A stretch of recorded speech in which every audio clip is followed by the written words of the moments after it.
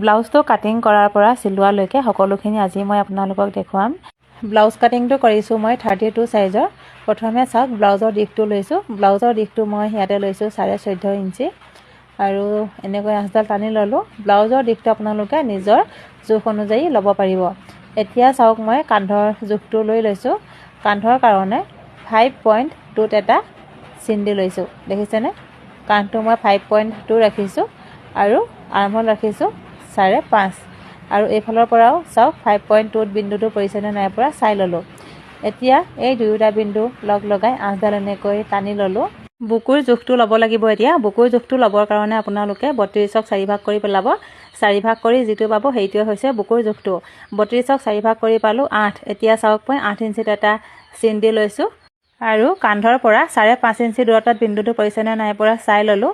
এতিয়া চাওক এই বিন্দুটোৰ পৰা 2 ইঞ্চি বেছিকৈ ৰাখি থৈছোঁ, কিয়নো ব্লাউজটো কেতিয়াবা বহল কৰিবলগীয়া হ'বও পাৰে, সেইকাৰণে অকণমান কাপোৰ বেছিকৈ ৰাখিব লাগে। এতিয়া আটাইকেইটা বিন্দু লগ লগাই আঁচডাল এনেকৈ টানি ল'লোঁ।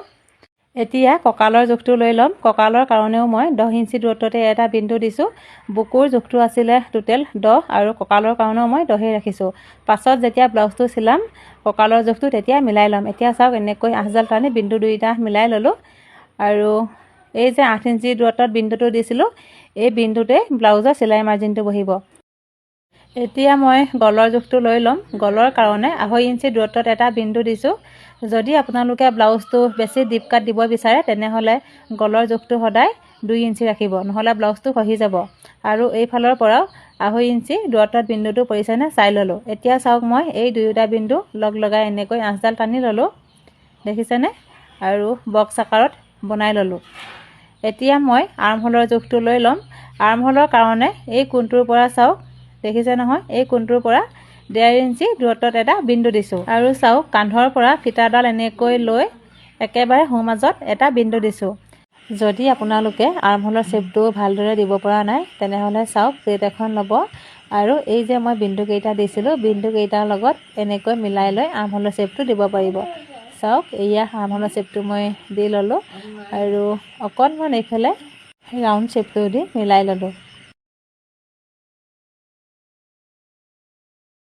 পিঠিৰ ৰাউণ্ড শ্বেপটো দিবলৈ চাওক এই কোণটোৰ পৰা 1 ইঞ্চি দূৰত্বত এটা বিন্দু দিছোঁ আৰু এই প্লেটখনৰ সহায়ত ৰাউণ্ড শ্বেপটো মই দি লৈছোঁ। এতিয়া চাওক কান্ধৰ ফাললৈ 0.2 মান হ'ব, তাতে এটা বিন্দু দিছোঁ আৰু চাওক কোণীয়াকৈ আঁচডাল টানি ল'লোঁ। এনেকৈ যদি ব্লাউজটো চিলোৱা হয় ব্লাউজটো খহি নাযায়। আৰু পিঠিৰ ছাইডটো এয়া হৈয়ে গ'ল আৰু এতিয়া কাটি লওঁ।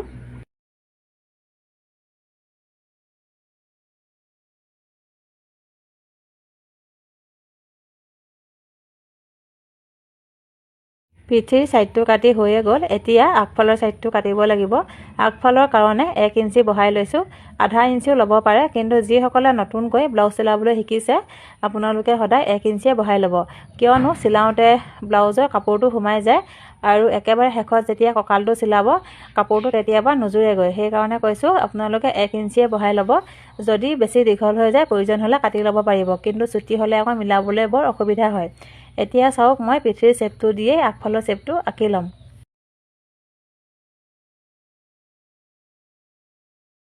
প্ৰথমে আৰ্মহোলটো মিলাই লৈছোঁ। আৰ্মহোল আছিলে 5.5, দেখিছে নহয়, 5.5ত মই এটা চিন দি লৈছোঁ আৰু এই কোণটোৰ পৰা আঁচডাল এনেকৈ টানি ল'লোঁ।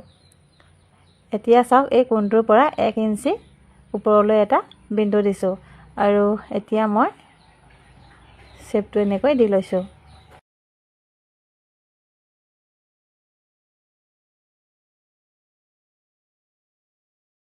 এতিয়া ডিঙিৰ জোখটো লৈ ল'ম। ডিঙিৰ কাৰণে 5.5 ইঞ্চি দূৰত্বত এটা চিন দি লৈছোঁ আৰু বহলটো ৰাখিছোঁ 2.5 ইঞ্চি। এতিয়া চাওক বক্স আকাৰত এনেকৈ বনাই ল'ম। দেখিছেনে? এতিয়া এই কোণটোৰ পৰা 1 ইঞ্চি ওপৰলৈ এটা চিন দি লৈছোঁ আৰু যিসকলে নতুনকৈ ব্লাউজ কাটিং কৰিবলৈ শিকিছে তেওঁলোকে বহুতেই কৈছে যে ৰাউণ্ড শ্বেপটো দিবলৈ অসুবিধা পায়। তেনেহ'লে আপোনালোকে এনেকুৱা প্লেট এখন ল'ব আৰু প্লেটখনৰ সহায়ত এনেকৈ শ্বেপটো দিব পাৰিব। দেখিছেনে? শ্বেপটো মই এনেকৈ দি অকণমান মিলাই ল'লোঁ। এতিয়া ব্ৰা কাটটো আৰু বেল্টৰ পিচটো কাটি উলিয়াব লাগিব। কান্ধৰ পৰা দেখিছেনে 11.5 ইঞ্চি দূৰত্বত এটা বিন্দু দিছোঁ আৰু এইফালেও 11.5 ইঞ্চি দূৰত্বতে এটা বিন্দু দিছোঁ। প্ৰথমে মই বেল্টৰ পিচটো কাটি উলিয়াই ল'ম। এতিয়া চাওক এই দুয়োটা বিন্দু লগ লগাই পোনকৈ আঁচডাল টানি ল'লোঁ। বেল্টৰ শ্বেপটো দিবলৈ এই আঁচডালৰ পৰা 1 ইঞ্চি ওপৰলৈ এটা বিন্দু দিছোঁ। আকৌ চাওক 2.5 ইঞ্চি দূৰত্বত এটা বিন্দু দিছোঁ। দেখিছেনে? এতিয়া এই দুয়োটা বিন্দু লগ লগাই মই বেল্টৰ শ্বেপটো দি ল'ম। দেখিছেনে? বেল্টৰ শ্বেপটো এনেকৈ দি ল'লোঁ। আপোনালোকে স্কেল পাতৰ সহায়তো বেল্টৰ শ্বেপটো দিব পাৰিব। মই হাতেৰে এনেকৈ অকণমান ৰাউণ্ড শ্বেপ এটা দি লৈছোঁ। এতিয়া চাওক ব্ৰা কাটটোৰ কাৰণে দেখিছেনে এই আঁচডালৰ পৰা 5.5 ইঞ্চি দূৰত্বত এটা বিন্দু দিছোঁ। 5 ইঞ্চিও ল'ব পাৰে, মই 5.5 ইঞ্চি লৈছোঁ। আকৌ আৰ্মহোলৰ এই কোণটোৰ পৰা 2.5 ইঞ্চি দূৰত এটা বিন্দু দিছোঁ আৰু ডিঙিৰ ফাললৈ চাওক এই কোণটোৰ পৰা ওপৰলৈ 1 ইঞ্চি দূৰত এটা বিন্দু দিছোঁ। এতিয়া এই আটাইকেইটা বিন্দু লগ লগাই ব্ৰা কাটৰ শ্বেপটো দিব লাগিব।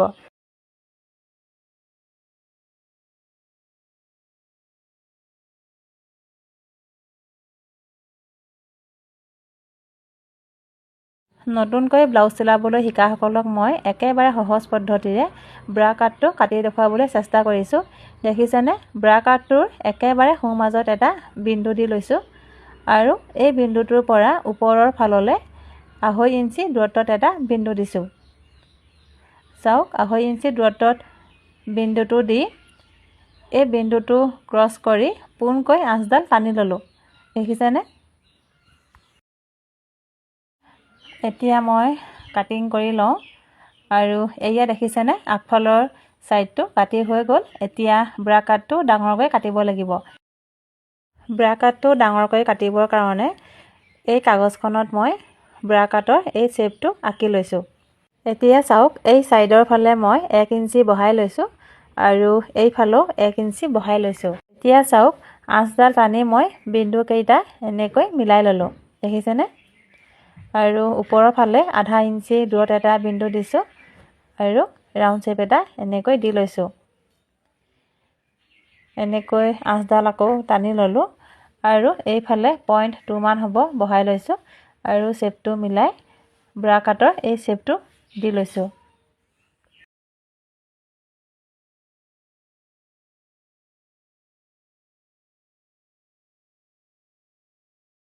এতিয়া চাওক ব্ৰা কাটটোৰ একেবাৰে সোঁমাজত এটা বিন্দু দিছোঁ আৰু তলৰ ফাললৈ 1 ইঞ্চি দূৰত এটা বিন্দু দিছোঁ। এতিয়া চাওক মই শ্বেপটো মিলাই ল'ম। যদি আপোনালোকে শ্বেপটো দিবলৈ অসুবিধা পায় তেনেহ'লে এনেকৈ ভাগ ভাগ কৰি দি ল'ব। দেখিছেনে? এই ছাইডটো মই এনেকৈ মিলাই ল'লোঁ আৰু এতিয়া এইফালৰ পৰা শ্বেপটো মিলাই লৈছোঁ। যিমান পাৰোঁ আপোনালোকক মই একেবাৰে সহজভাৱে বুজাবলৈ চেষ্টা কৰিছোঁ। যদি আপোনালোকে বুজি পাইছে তেনেহ'লে মোক কমেণ্ট এটা কৰি জনাব। এতিয়া চাওক মই ব্ৰা কাটটো কাটি ল'ম। ব্ৰা কাটটো কাটি হোৱাৰ পাছত এতিয়া ব্ৰা কাটৰ ছেকেণ্ড পাৰ্টটো কাটিব লাগিব। ছেকেণ্ড পাৰ্টটোৰ কাৰণে চাওক ব্ৰা কাটটো মই জুখি লৈছোঁ আৰু ইয়াতে পাইছোঁ 7.2। এতিয়া ইয়াতে 7.2ত এটা বিন্দু দিছোঁ আৰু ওপৰৰ ফাললৈ 3 ইঞ্চি ওপৰলৈ এটা বিন্দু দিছোঁ। এইফালেও 3 ইঞ্চি ওপৰলৈ এটা বিন্দু দিছোঁ। এতিয়া আটাইকেইটা বিন্দু এনেকৈ লগ লগাই বক্স আকাৰত বনাই ল'লোঁ। এতিয়া চাওক শুকপটিৰ ছাইডলৈ এই কোণটোৰ পৰা তলৰ ফাললৈ দেখিছেনে 1 ইঞ্চি তলত এটা বিন্দু দিছোঁ। এইফালে 0.5 ইঞ্চি তলত এটা বিন্দু দিছোঁ আৰু একেবাৰে মাজভাগত এটা বিন্দু দিছোঁ। এতিয়া চাওক এই ব্ৰা কাটটো দি মই ছেকেণ্ড পাৰ্টৰ শ্বেপটো দি ল'ম। দেখিছেনে? ব্ৰা কাটটো মই বিন্দুকেইটাৰ লগত এনেকৈ মিলাই লৈ ছেকেণ্ড পাৰ্টৰ শ্বেপটো দি লৈছোঁ। এয়া চাওক ব্ৰা কাটৰ ছেকেণ্ড পাৰ্টটো মই কাটি ল'লোঁ। এনেকৈ যদি কটা হয় ব্ৰা কাটটো খুব বেছি ধুনীয়া হয়। চাওক কিমান ধুনীয়াকৈ মিলি গৈছে। দেখিছেনে? দুয়োটা পিচ সমান জোখত ধুনীয়াকৈ মিলি গৈছে। এতিয়া মই হাতখন কাটি ল'ম। হাতখন কাটিবৰ কাৰণে কান্ধৰ পৰা 0.5 ইঞ্চি তললৈ এটা বিন্দু দিছোঁ, কিয়নো চিলাওঁতে কাপোৰটো সোমাই যাব সেইকাৰণে 0.5 ইঞ্চি এৰি দিছোঁ। এতিয়া চাওক 0.5 ইঞ্চিৰ পৰা এই কোণটোলৈকে জুখি লৈছোঁ আৰু ইয়াতে পাইছোঁ 7 ইঞ্চি। হাতখন কাটিবৰ কাৰণে চাওক কাগজখন এনেকৈ দুজাপ কৰি লৈছোঁ আৰু যিটো বন্ধ ছাইড থাকে বন্ধ ছাইডটো নিজৰ গাফালে দি লৈছোঁ আৰু হাতখন কিমান দীঘল দিয়ে সেইটো নিজৰ কথা। মই ইয়াতে 10 ইঞ্চি জোখত হাতখন দীঘল দিছোঁ। এতিয়া 10 ইঞ্চি দূৰত্বত এটা বিন্দু দিছোঁ আৰু এইফালৰ 10 ইঞ্চি দূৰত্বত এটা বিন্দু দিছোঁ। এতিয়া চাওক এই দুয়োটা বিন্দু লগ লগাই আঁচডাল টানি ল'লোঁ। এতিয়া চাওক এই কোণটোৰ পৰা 7 ইঞ্চি দূৰত্বত এটা বিন্দু দিছোঁ আৰু ওপৰৰ পৰা 3 ইঞ্চি দূৰত্বত বিন্দুটো পৰিছেনে নাই পৰা চাই ল'লোঁ। আৰু দেখিছেনে এনেকৈ আঁচডাল মই কুনিয়াকৈ টানি ল'লোঁ। আৰু হাতখনৰ ঘেৰটো কিমান বহল বা কিমান ঠেক লাগে সেইটো নিজৰ হিচাপ মতে আপোনালোকে লৈ ল'ব। মই ইয়াতে 5.5 ইঞ্চি লৈছোঁ আৰু চাওক এনেকৈ আঁচডাল টানি বিন্দু দুয়োটা মিলাই ল'লোঁ দেখিছেনে। আৰু এইফালে মই 2 ইঞ্চি বহাই দিছোঁ। 2 ইঞ্চি বহাই লৈ শ্বেপটো ধুনীয়াকৈ মিলাই ল'লোঁ। চাওক এনেকৈ আঁচডাল টানি মিলাই ল'লোঁ আৰু এইফালে 1 ইঞ্চি বহাই ৰাখিছোঁ। এতিয়া আকৌ আঁচডাল টানি এনেকৈ মিলাই ল'লোঁ। এতিয়া চাওক আপোনালোকে ফিটাডাল লৈ 7 ইঞ্চিত যে মই বিন্দুটো দিছিলোঁ এই বিন্দুটোলৈকে মই ফিটাডাল এনেকৈ ল'লোঁ আৰু একেবাৰে মাজভাগত এটা বিন্দু দিছোঁ। মাজভাগত যে দিছিলোঁ বিন্দুটো এই বিন্দুটোৰ পৰা আকৌ ওপৰৰ ফাললৈ আধা ইঞ্চি দূৰত এটা বিন্দু দিছোঁ। এতিয়া মই চাওক এই কোণটোৰ পৰা হাতখনৰ শ্বেপটো ধুনীয়াকৈ দি লৈছোঁ।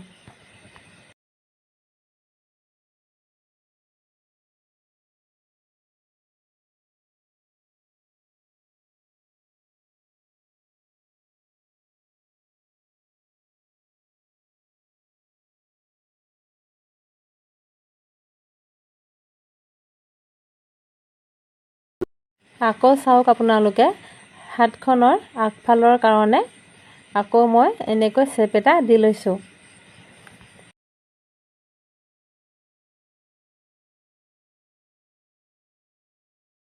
হাতখনো মই কাটি ল'লোঁ আৰু আজি মই আপোনালোকক এই ফাৰ্মাটো ব্যৱহাৰ কৰি ব্লাউজ এটা চিলাই দেখুৱাম। প্ৰথমে মই লাৰ্নিং কাপোৰটোত ব্লাউজ কাটিংটো কৰি ল'ম আৰু দেখিছেনে লাৰ্নিং কাপোৰটো মই এনেকৈ দুজাপ কৰি লৈছোঁ আৰু বন্ধ ছাইডটো নিজৰ গা ফালে দি লৈছোঁ। এতিয়া চাওক প্ৰথমে মই পিঠিৰ ছাইডটো ইয়াতে আঁকি ল'ম। দেখিছেনে পিঠিৰ ছাইডটো ইয়াতে মই আঁকি ল'লোঁ। কাপোৰত ব্লাউজ কাটিং কৰিলে সদায় কাপোৰখন দুজাপ কৰি ল'ব আৰু যিটো বন্ধ ছাইড থাকে যে সেই বন্ধ ছাইডটো নিজৰ গা ফালে দি ল'ব। যিসকলে নতুনকৈ ব্লাউজ চিলাবলৈ শিকি আছে আপোনালোকে প্ৰথমে সদায় লাৰ্নিং কাপোৰটোত ব্লাউজ কাটিংটো কৰি ল'ব। নতুনকৈ ব্লাউজ চিলাবলৈ শিকাসকলে প্ৰথমেই কাপোৰটোত ব্লাউজ কাটিং কৰিবলৈ দিগদাৰ পায় বা কাটিব নোৱাৰে। সেইকাৰণে আপোনালোকে সদায় ফাৰ্মা এটা বনাই ল'ব। ফাৰ্মাটো ব্যৱহাৰ কৰি আপোনালোকে ধুনীয়াকৈ ব্লাউজ কাটিংটো কৰিব পাৰিব। আৰু দেখিছেনে মই ব্লাউজ কাটিংটো এনেকৈ কৰি ল'লোঁ।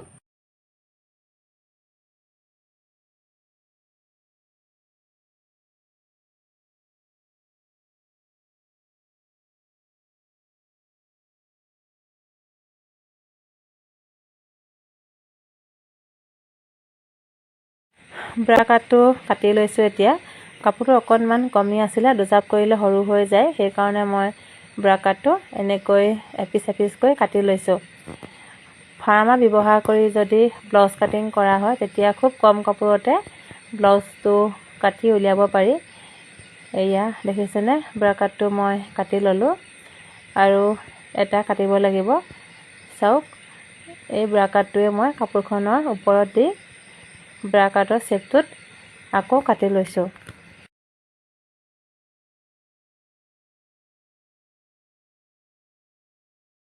এনেকৈয়ে মই লাৰ্নিং কাপোৰটোত ব্লাউজ কাটিংটো কৰি ল'লোঁ আৰু এতিয়া ব্লাউজ পিচটো কাটিব লাগিব। কেনেকৈ কাটিম আপোনালোকে ভিডিঅ'টো ভালদৰে চাই থাকিব। ব্লাউজ পিচটো কটাৰ আগতে লাৰ্নিং কাপোৰখিনি মিলাই এনেকৈ চাই ল'ব আৰু যিটো চিধা ছাইড হয় সেই ছাইডটোৰ হতত চিন এটা দি ল'ব।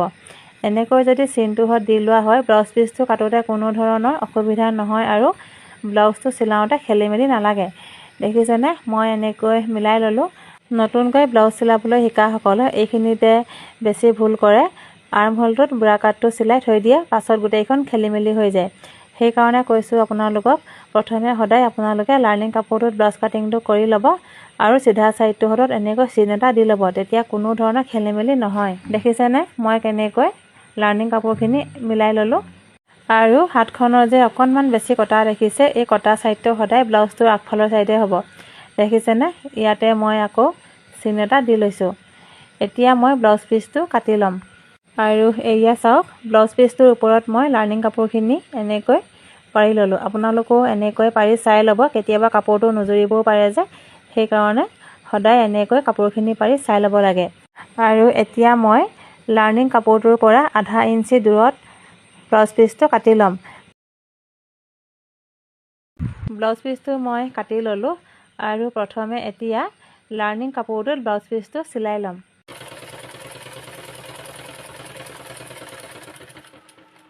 এতিয়া চাওক, ব্লাউজ পিচটোৰ বাঢ়ি থকা কাপোৰখিনি লাইনিং কাপোৰটোৰ লগত মিলাই এনেকৈ কাটি ল'লোঁ।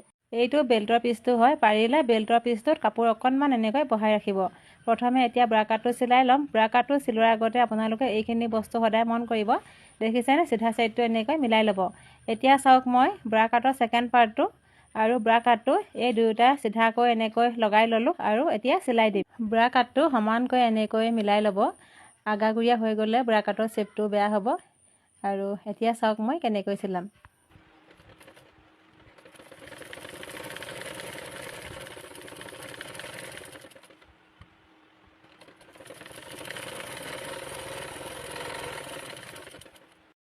চিলনিবিলাক বহুত বেছি ভিতৰলৈ সুমুৱাই চিলাই নিদিব। দেখিছেনে মই কিমানটো জোখত চিলাইছোঁ।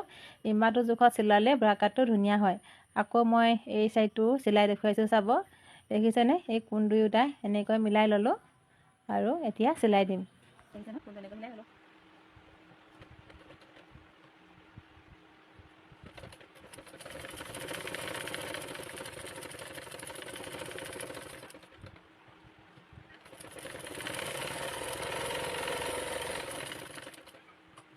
মাজৰ অংশটো চিলাবৰ কাৰণে চিলনি দুয়োটা এনেকৈ মিলাই লৈ মাজৰ অংশটো উলিয়াই লৈছোঁ।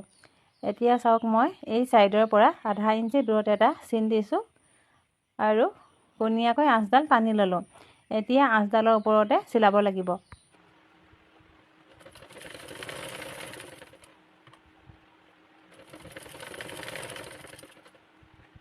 আকৌ চাওক, মই এইটো পিছো চিলাই দেখুৱাম। দেখিছেনে, চিলনি দুয়োটা মিলাই ল'লোঁ আৰু মাজৰ অংশটো উলিয়াই লৈ ধুনীয়াকৈ আঁচডাল টানি ল'লোঁ আৰু এই আঁচডালৰ ওপৰত চিলনিটো চিলাব লাগিব।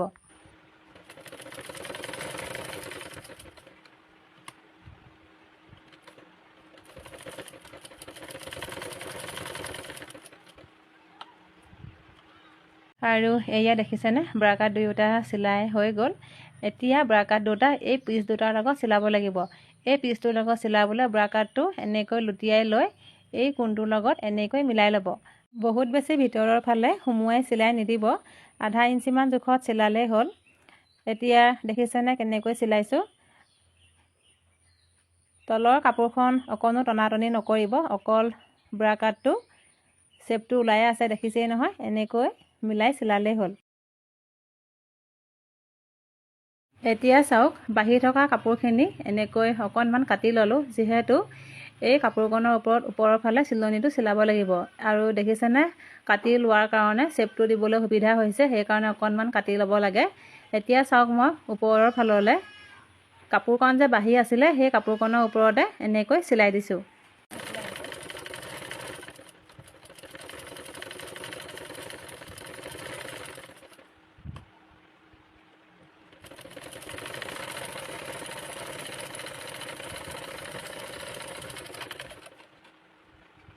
এনেকৈ যদি চিলোৱা হয়, ব্ৰা কাটৰ ফিনিচিংটো বহুত বেছি ধুনীয়া হয়।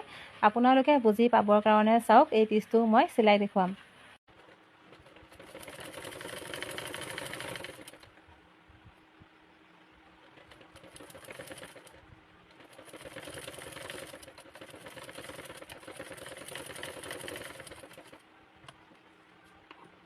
দেখিছেনে, চিলনিটোৰ পৰা বাঢ়ি থকা কাপোৰখিনি এনেকৈ কাটি ল'লোঁ আৰু এতিয়া এই চিলনিটোৰ ওপৰতে চিলাই দিম। চাওক কেনেকৈ চিলাম।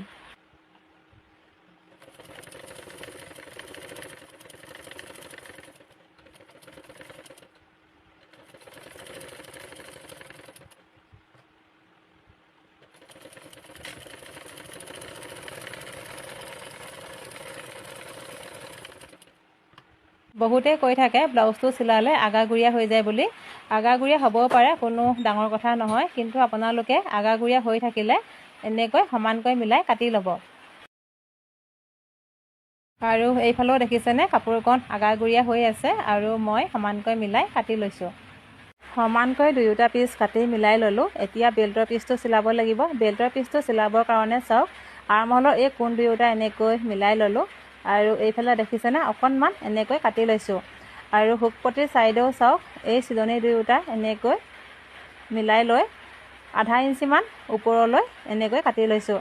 এনেকৈ যদি কাটি লোৱা হয় দুয়োটা পিছতে বেল্টৰ পিচটো সমান জোখত চিলাব পাৰিম। বেল্টৰ যে এই ৰাউণ্ড শ্বেপটো হুকপটিৰ ছাইডে হ'ব আৰু দেখিছেনে এই কোণ দুয়োটা এনেকৈ মিলাই ল'লোঁ। বেল্টৰ পিচটো আপোনালোকে টনাটনি কৰি নাথাকিব, যেনেকৈ আছে ঠিক তেনেকৈ চিলাই দিব। এই যে বাঢ়ি আছে কাপোৰডোখৰ, এই কাপোৰডোখৰৰ লগত ব্ৰা কাটৰ এই কোণটো মিলাই নিদিব। যেনেকৈ আছে দেখিছেনে তেনেকৈয়ে চিলাই দিব। এতিয়া চাওক মই বেল্টৰ পিচটো কেনেকৈ চিলাম।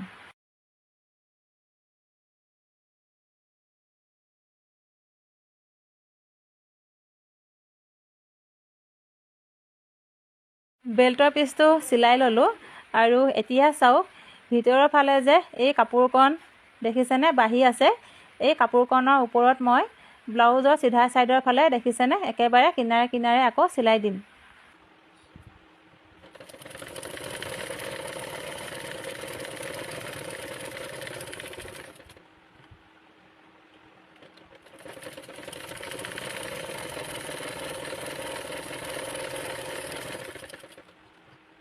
দুয়োটা ছাইডৰে বেল্টৰ পিচ দুটা চিলাই ল'লোঁ।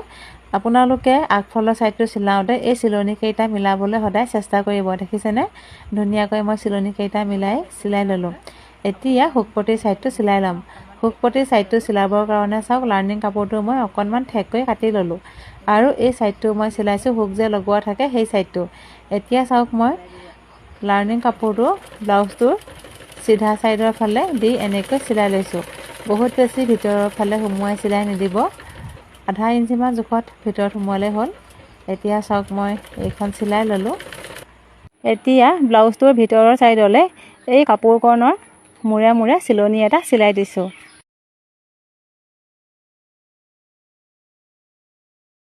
এতিয়া চাওক কাপোৰখন অকণমান এনেকৈ ভাঁজ কৰি লৈ এনেকৈ মুটুকাই একেবাৰে কিনাৰে কিনাৰে চিলাই দিছোঁ।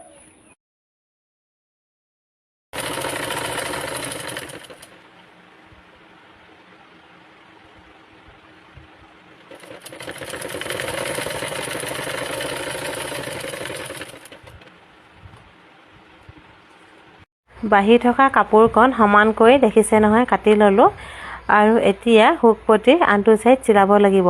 মানে হুকৰ যে ৰছীকেইডাল লগোৱা থাকে সেই ছাইডটো চিলাই ল'ম। এতিয়া চাওক মই হুকৰ ৰছীকেইডাল লগোৱা ছাইডটো চিলাবৰ কাৰণে কাপোৰখন অকণমান বহলকৈ কাটি ল'লোঁ। আৰু চাওক এতিয়া ব্লাউজটোৰ চিধা ছাইডটো কাপোৰখনৰ ওপৰত এনেকৈ দি লৈ চিলাই দিব। বহুত বেছি ভিতৰৰ ফালে সুমুৱাই চিলাই নিদিব। দেখিছে নহয় মই কেনেকৈ চিলাইছোঁ।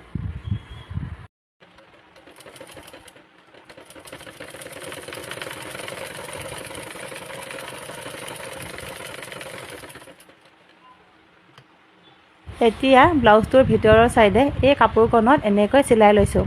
হুকপটিটো আৰু বেলেগ ধৰণেও লগাব পাৰি, কিন্তু এনেকৈ যদি লগোৱা হয় ব্লাউজটো কেতিয়াবা একেবাৰে শেষত যেতিয়া গাৰ জোখত ফিটিং কৰিব ঠেকো হৈ পৰে কেতিয়াবা। আৰু এনেকৈ যদি হুকপটিৰ ছাইডটো লগোৱা হয় সেই ঠেক হোৱা সমস্যাটো ব্লাউজটোৰ নাথাকে। সেইকাৰণে পাৰিলে আপোনালোকে এনেকৈ হুকপটিটো লগাব। এতিয়া চাওক কাপোৰখন মই এনেকৈ এটা ভাঁজ কৰিছোঁ দেখিছে নহয় আৰু এটা ভাঁজ কৰি আগৰ চিলনিটোৰ ওপৰতে চিলাই দিছোঁ।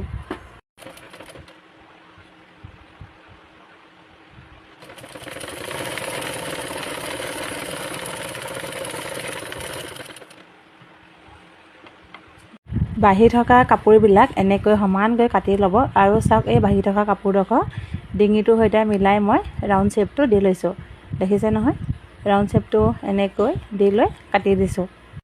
আগফালৰ দুয়োটা ছাইড চিলাই ল'লোঁ আৰু আপোনালোকে এই চিলনি দুয়োটা সদায় মিলাবলৈ চেষ্টা কৰিব। এতিয়া চাওক এই দুয়ো পিচ মই এনেকৈ চিলাই ল'ম। এনেকৈ যদি চিলাই লোৱা হয় ব্লাউজটো একেবাৰে শেষত যেতিয়া গাৰ জোখত ফিটিং কৰিব সেই ফিটিং কৰাৰ চিলনিটো চিলাবলৈ সুবিধা হয়। এনেকৈ যদি চিলাই লোৱা হয় কিয়নো ব্লাউজটো তেতিয়া আগাগুৰিয়া হৈ নাযায়। যিসকলে নতুনকৈ ব্লাউজ চিলাবলৈ শিকিছে আপোনালোকে সদায় এনেকৈয়ে ব্লাউজটো চিলাব, তেতিয়া কোনো ধৰণৰ আপোনালোকৰ অসুবিধা নহয়। এতিয়া দেখিছেনে মই এই 2 পিচ এনেকৈ চিলাই ল'লোঁ। এনেকৈ চিলোৱাৰ পাছত যদি কাপোৰটো আগাগুৰিয়া নিচিনা দেখে তেনেহ'লে সমানকৈ এনেকৈ মিলাই কাটি ল'ব। এতিয়া চাওক মই পিঠিৰ ছাইডটো চিলাই ল'ম।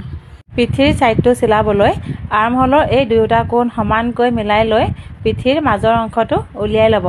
দেখিছেনে মাজৰ অংশটো সমানকৈ উলিয়াই লোৱাৰ পাছত এতিয়া এই অংশটোৰ পৰা এইফালে দেখিছেনে 4 ইঞ্চি দূৰত এটা চিন দি লৈছোঁ, কিয়নো ইয়াতে পিঠিৰ চিলনিটো চিলাব লাগিব। এতিয়া ইয়াতে অকণমান কাটি লৈছোঁ যাতে দুয়োটা পিছতে সমান জোখত চিলনিটো চিলাব পাৰোঁ। পিঠিৰ ফাললৈ কাপোৰ অকণমান বহাই ৰাখিছিলোঁ। এতিয়া চাওক মই লাৰ্নিং কাপোৰটোৰ পৰা ওপৰৰ ফাললৈ 5.5 ইঞ্চি দূৰত্বত এটা চিন দি লৈছোঁ আৰু ইয়াতে পিঠিৰ চিলনিটো চিলাব লাগিব। 5.5 ইঞ্চি দিছোঁ বুলিয়েই আপোনালোকেও যে 5.5 ইঞ্চিয়ে দিব লাগিব তেনে কোনো কথা নহয়। আপোনালোকে নিজৰ হিচাপমতে দি ল'ব পাৰিব। খালি মন কৰিব পিঠিৰ কটাডোখৰৰ পৰা যাতে চিলনিটো ওপৰলৈ গুচি নাযায়, অকল আপোনালোকে সেইটো মন কৰিলে হ'ব। এতিয়া চাওক মই ধুনীয়াকৈ ভাঁজটো কৰি ল'লোঁ, দেখিছে নহয়। এতিয়া চাওক এই অংশটোৰ পৰা আধা ইঞ্চি দূৰত এটা বিন্দু দিছোঁ আৰু ওপৰৰ ফাললৈ যে 5.5 ইঞ্চি দূৰত্বত বিন্দুটো দিছিলোঁ, এতিয়া এই বিন্দুটোৰ পৰা কোণীয়াকৈ আঁচডাল টানি ল'লোঁ। এতিয়া এই আঁচডালৰ ওপৰতে চিলনিটো চিলাব লাগিব।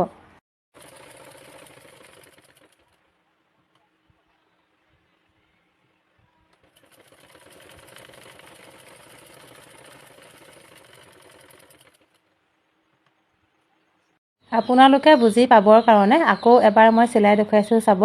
পিঠিটোৰ সোঁ মাজত যে কাটি লৈ অকণমান চিন দি লৈছিলোঁ, এতিয়া এই চিনটোৰ পৰা ওপৰৰ ফাললৈকে দেখিছেনে সমানকৈ মিলাই মাজৰ অংশটো উলিয়াই ল'লোঁ আৰু ওপৰৰ ফাললৈ 5.5 ইঞ্চি দূৰত্বত এটা বিন্দু দিছোঁ আৰু এইফালে আধা ইঞ্চি দূৰত্বত এটা বিন্দু দিছোঁ, দেখিছে নহয়। আধা ইঞ্চি দূৰত্বত যে বিন্দুটো দিছিলোঁ, এতিয়া ওপৰৰ পৰা এই বিন্দুটোলৈকে কোণীয়াকৈ আঁচডাল টানি ল'লোঁ আৰু এই আঁচডালৰ ওপৰতে চিলনিটো চিলাব লাগিব।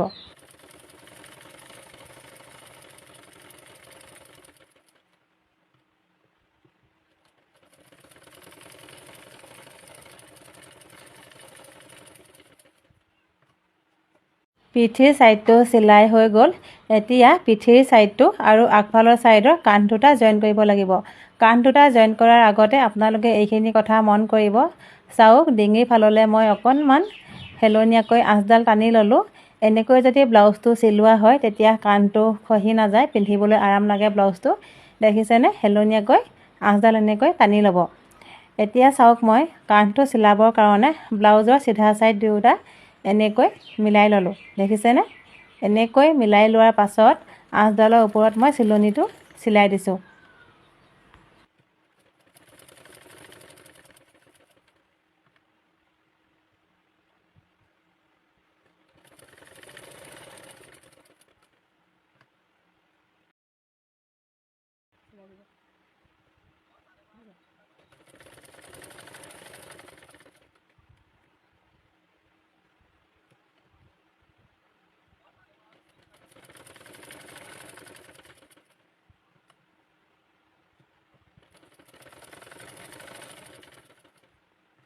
কান্ধ দুটা চিলাই হোৱাৰ পাছত এতিয়া হাতখন চিলাব লাগিব। হাতখন চিলোৱাৰ আগতে মই ব্লাউজ পিচটো লাৰ্নিং কাপোৰটোৰ সৈতে চিলাই ল'ম। আৰু ইয়াতে এটা কথা মন কৰিব, ব্লাউজৰ এই ফুলপাহৰ ছাইডত যদি কাপোৰটো কমকৈ থাকে তেনেহ'লে হাতখনৰ পাতলিটো চিলাবলৈ অসুবিধা হয়। সেইকাৰণে আপোনালোকে কি কৰিব চাওক, মই যে লাৰ্নিং কাপোৰটোৰ চিধা ছাইডত চিনটো দি লৈছিলোঁ, সেই চিধা ছাইডটো ব্লাউজৰ এই ফুলপাহৰ চিধা ছাইডটোৰ লগত মিলাই ল'ব। মিলাই লোৱাৰ পাছত এতিয়া সন্মুখৰ ফালে দেখিছেনে এনেকৈ চিলনি এটা চিলাই ল'ব।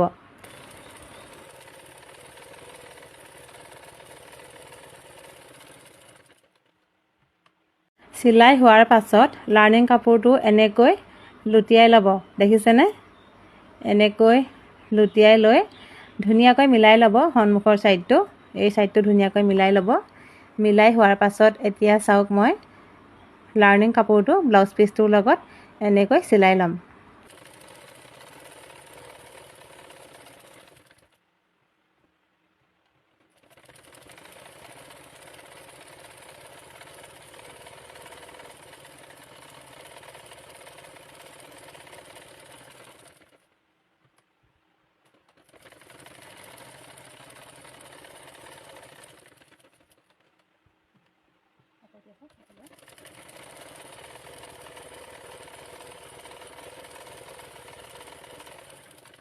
এতিয়া ব্লাউজ পিচটোৰ বাঢ়ি থকা কাপোৰখিনি লাৰ্নিং কাপোৰটোৰ সৈতে মিলাই সমানকৈ কাটি ল'লোঁ।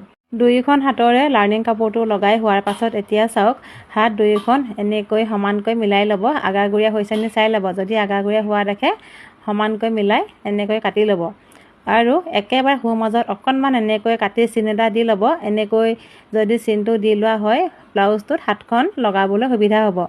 এতিয়া দেখিছেনে হাতখন মই এনেকৈ সমানকৈ মিলাই ঠিক কৰি ল'লোঁ আৰু চাওক আপোনালোকে এই যে অকণমান মাজত কাটি দিছিলোঁ এই কটা চিনটো কান্ধৰ চিলনিটোৰ একেবাৰে সোঁমাজতে এনেকৈ দি ল'ব। এতিয়া আপোনালোকে চাওক হাতখন মই কেনেকৈ চিলাম। ব্লাউজৰ চিধা ছাইডটো ওপৰলৈ দি লৈছোঁ আৰু হাতৰ চিধা ছাইডটো দেখিছেনে এই চিধা ছাইডটো ব্লাউজটো চিধা ছাইডটোৰ লগত মিলাই লৈছোঁ। আৰু আপোনালোকে এটা কথা মন কৰিব কান্ধৰ ফাললৈ যে মানে হাতখনৰ যে একেবাৰে সোঁমাজত অকণমান কাটি চিনটো দি লৈছিলোঁ সেই কটা চিনটো কান্ধৰ চিলনিটোৰ সৈতে মিলাই ল'ব। আৰু চাওক এতিয়া মই হাতখন চিলাই লৈছোঁ। হাতখন চিলাওঁতে কিন্তু আপোনালোকে এফালৰ পৰা গোটেইখন হাত চিলাই নিদিব। এনেকৈ মাজ অংশটোৰ পৰা এটা এটা ভাগ চিলাই ল'ব। আৰ্মহোলৰ চিলনিকেইটা যদি আপোনালোকে সমান জোখত মিলাব নোৱাৰে তেনেহ'লে চাওক হাতখনৰ আগৰ পৰা আধা ইঞ্চি দূৰত এটা চিন দি ল'ব আৰু এই চিনটো জোখত হাতখন চিলাই দিব। এনেকৈ যদি চিলোৱা হয় হাতখনৰ আৰ্মহোলকেইটা আগাগুৰিয়া নহয়।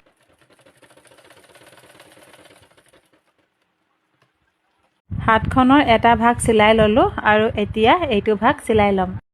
যিমান পাৰোঁ আপোনালোকক মই একেবাৰে সহজ পদ্ধতিৰে ব্লাউজটো চিলাই দেখুৱাবলৈ চেষ্টা কৰিছোঁ। যদি ইয়াৰ মাজতো আপোনালোকে কিছুমানে বুজি পোৱা নাই তেনেহ'লে মোক কমেণ্ট কৰি জনাব। মই আকৌ আপোনালোকক বুজাবলৈ চেষ্টা কৰিম। আকৌ চাওক হাতখনৰ ইয়াৰ পৰা আধা ইঞ্চি দূৰত মই চিনটো দি লৈছোঁ। নতুনকৈ যদি আপোনালোকে ব্লাউজ চিলাবলৈ শিকিছে আৰু আৰ্মহোলটো মিলাব পৰা নাই তেনেহ'লে এনেকৈ হাতখন চিলাই চাব। আৰু এই ছাইডটো চিলাই হৈ গ'ল। এতিয়া চাওক মই আকৌ চিলনিটো ওপৰলৈ অকণমান চিলাই দিছোঁ। এনেকৈ চিলাই দিলে ব্লাউজৰ সূতাবিলাক ওলাই নাযায়। আপোনালোকে পিকো কৰি দিব পাৰে। মই পিকো কৰা নাই এনেকৈ চিলাইয়ে দিছোঁ। হাতখন চিলাই হৈ গ'ল। আপোনালোকে বুজি পাবৰ কাৰণে চাওক মই এইখন হাতো চিলাই দেখুৱাইছোঁ।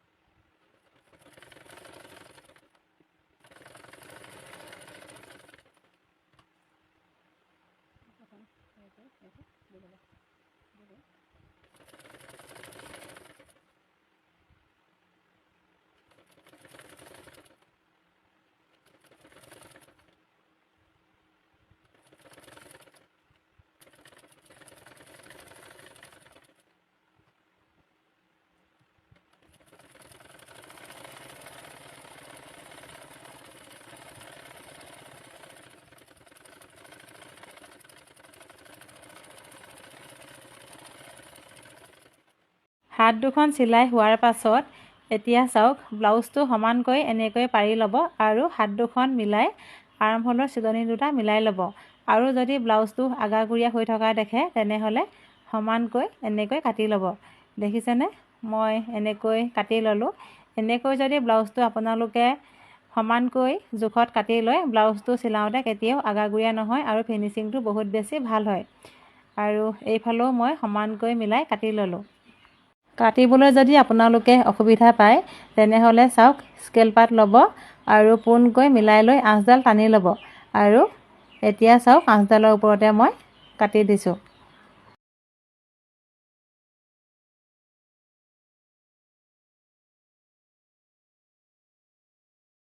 এতিয়া চাওক ব্লাউজটোৰ চিধা ছাইডৰ ফালে একেবাৰে মূৰে মূৰে চিলাই দিছোঁ। আপোনালোকে এই চিলনিটো নামাৰিলেও কোনো কথা নাই। যদি চিলোৱা হয় ব্লাউজৰ সূতাবিলাক ওলাই নাযায় আৰু ব্লাউজৰ ফিনিচিংটো বহুত বেছি ধুনীয়া হয়। সেইকাৰণেহে এই চিলনিটো চিলোৱা হয়। দুইটা ছাইডে চিলাই হোৱাৰ পাছত এতিয়া ব্লাউজৰ দিশটো ল'ব লাগিব। ব্লাউজৰ দিশটো ল'বলৈ কান্ধৰ পৰা ফিটাডাল এনেকৈ দি ল'ব আৰু ব্লাউজটো কিমান জোখত দীঘল কৰিব সেইটো নিজৰ হিচাপ মতে ল'ব পাৰিব। মই ইয়াতে 12.5 ইঞ্চি জোখত ব্লাউজটো দীঘল কৰিছোঁ। 12.5 ইঞ্চি জোখত মই দীঘল কৰিছোঁ বুলিয়েই আপোনালোকেও যে সিমানটোৱে দীঘল কৰিব লাগিব তেনে কোনো কথা নাই। আপোনালোকে নিজৰ হাইট অনুসৰি দিশটো লৈ ল'ব। এতিয়া চাওক মই আৰ্মহোলৰ এই চিলনি দুয়োটা দেখিছে নহয় এনেকৈ মিলাই ল'লোঁ আৰু ধুনীয়াকৈ ব্লাউজটো এনেকৈ জাপি লৈছোঁ, দেখিছে নহয়। আৰু 12.5 ইঞ্চি জোখত যে মই চিনটো দি লৈছিলোঁ, এই চিনটোতে কাপোৰখন এনেকৈ মুটুকাই ল'লোঁ, দেখিছে নহয়। মুটুকাই লোৱাৰ পাছত চাওক, এই কোণটোতে মই অকণমান কাটি লৈছোঁ, যাতে আটাইকেইটা পিছতে সমান জোখত মই চিলনিটো চিলাব পাৰোঁ। প্ৰথমে পিঠিৰ পাতলিটো চিলাই ল'ম। 12.5 ইঞ্চি জোখত যে মই চিনটো দি অকণমান কাটি লৈছিলোঁ, এতিয়া চাওক এই কটা চিন দুয়োটা এনেকৈ মিলাই লৈ পিঠিৰ ছাইডটো পোনাই লৈছোঁ। পিঠিৰ পাতলিটো যদি আপোনালোকে আগাগুৰিয়া বা বেকা বেকিকৈ চিলায়, তেতিয়া কিন্তু পিঠিৰ পাতলিটো ভাল নহ'ব, ওপৰলৈ উঠি থাকিব। এতিয়া চাওক কাপোৰখন অকণমান মই কাটি লৈছোঁ। পাতলিটো যিমান পাৰে মিহিকৈ চিলাবলৈ চেষ্টা কৰিব। যদি বহুত বেছি কাপোৰ ৰাখি থৈ পাতলিটো চিলোৱা হয়, তেতিয়াও কিন্তু ব্লাউজটোৰ কঁকালৰ ফালে ওপৰলৈ উঠি থাকে আৰু দেখিবলৈ বেয়া লাগে। এতিয়া চাওক কাপোৰখন অকণমান এনেকৈ মুটুকাই ল'লোঁ, দেখিছেনে। আৰু এতিয়া মই এই চিলনিটো হাতেৰে চিলাম। মেচিনতো চিলাব পাৰি, কিন্তু মেচিনত চিলালে বৰ বেছি দেখিবলৈ ভাল নালাগে, সেইকাৰণে মই হাতেৰে চিলাওঁ। কেনেকৈ চিলাইছোঁ আপোনালোকে মন কৰিব। আৰু এই চিলনিটো হেলপতীয়া চিলনি বুলি কয়, একেবাৰে সহজ হয় চিলাবলৈ।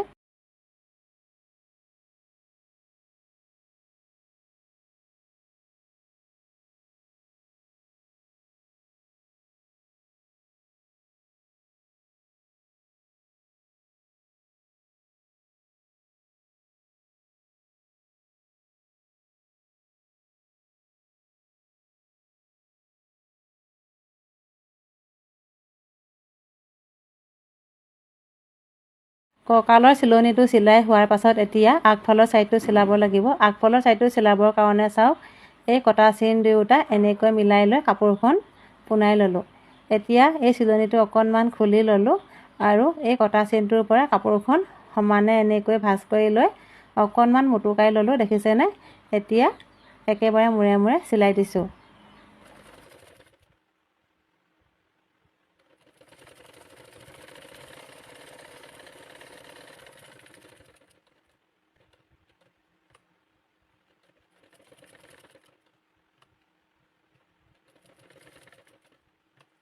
এটা ছাইড চিলাই হৈ গ'ল, এতিয়া এইটো ছাইডো চিলাব লাগিব। চিলোৱাৰ আগতে চাওক শুকপতিৰ ছাইড দুটা সমান জোখত মিলাই ল'ব।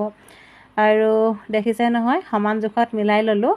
এতিয়া অকণমান কাপোৰটো কাটি লৈছোঁ, কিয়নো বহুত বেছি বহল হৈ আছে, সেইকাৰণে অকণমান কাটি ল'লোঁ। এতিয়া কাপোৰখন এনেকৈ অকণমান মুটুকাই ল'লোঁ আৰু এবাৰ মুটুকাই চিলাই দিছোঁ।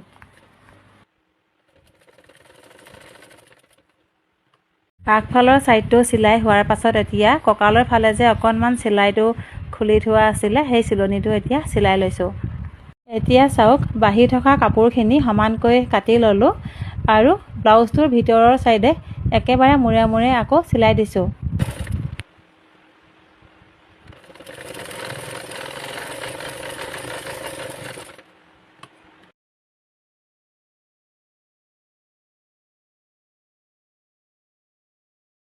দুয়োটা ছাইড চিলাই ল'লোঁ। এতিয়া বুকুৰ জোখটো লৈ লৈছোঁ। আপোনালোকেও নিজৰ ছাইজ অনুসৰি বুকুৰ জোখ আৰু কঁকালৰ জোখটো লৈ ল'ব। জোখটো লোৱাৰ পাছত চাওক, পোনকৈ আঁচডাল টানি ল'লোঁ আৰু এতিয়া এই আঁচডালৰ ওপৰতে চিলনিটো চিলাই দিম। আপোনালোকেও এনেকৈয়ে আঁচডাল টানি চিলাই দিব, তেতিয়া চিলনিবিলাক বেকা বেকি নহয়।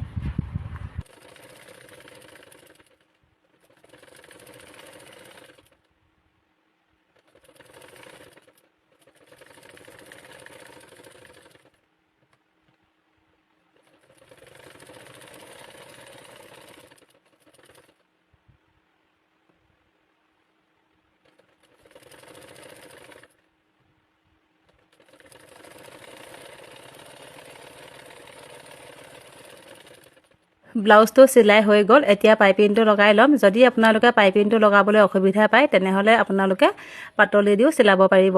এতিয়া চাওক, পাইপিং লগাবলৈ মই কাপোৰখন কুনিয়াকৈ কাটি ল'লোঁ।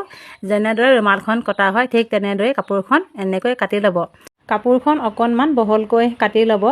বেছি যদি ঠেক কৰি কটা হয়, পাছত চিলাবলৈ অসুবিধা হয়। আৰু পাইপিঙৰ কাৰণে আপোনালোকক কাপোৰটো যিমানটো জোখত লাগে, সিমান জোখত কাটি ল'ব। কাপোৰখিনি কাটি মোৰ হৈ গ'ল। এতিয়া চাওক, মই কাপোৰখন সমানকৈ এনেকৈ কাটি লৈছোঁ আৰু এইটো চকু কাটি ল'লোঁ। এতিয়া চাব, দেখিছেনে, কাপোৰখন মই আনখন কাপোৰৰ ওপৰত দি কুনিয়াকৈ চিলাই লৈছোঁ। আৰু বেছি হোৱা কাপোৰডোখৰ সমানকৈ কাটি ল'লোঁ। এতিয়া চাওক ব্লাউজটোৰ চিধা ছাইডৰ ফালে কাপোৰখন দি চিলাই লৈছোঁ। চিলনিটো বৰ বেছি মূৰে মূৰে চিলাই নিদিব, অকণমান ভিতৰৰ ফালে সোমোৱাই চিলাব। দেখিছেনে মই কেনেকৈ চিলাইছোঁ?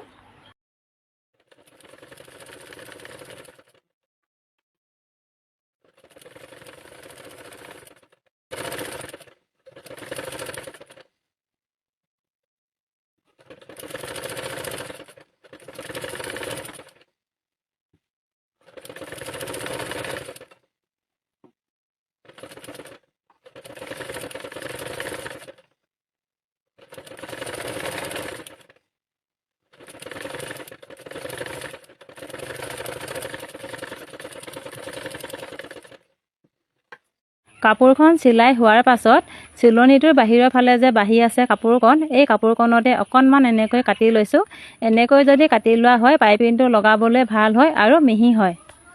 এতিয়া ভালদৰে মন কৰিব, পাইপিঙৰ ৰছীডাল এই চিলনিটোৰ ওপৰত এনেকৈ দি লৈ কাপোৰখন মুটুকাই দিব। আকৌ এবাৰ চাওক, দেখিছেনে? ৰছীডাল মই চিলনিটোৰ ওপৰত এনেকৈ দি লৈছোঁ আৰু কাপোৰখন এনেকৈ লুটিয়াই লৈছোঁ। এয়া দেখিছেনে? ৰছীডাল ওলাই পৰিলে। এতিয়া একেবাৰে মূৰে মূৰে চিলাই দিব।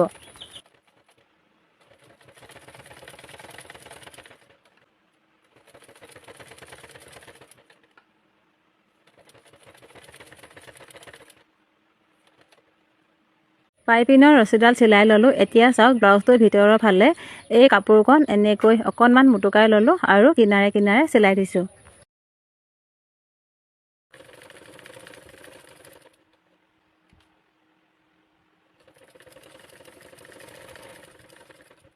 পাইপিংটো লগাই ল'লোঁ আৰু চাওক ব্লাউজটো সম্পূৰ্ণকৈ মই চিলাই দেখুৱালোঁ। আৰু আপোনালোকে ভিডিঅ'টো চাই কেনেকুৱা পালে কমেণ্ট কৰি জনাব।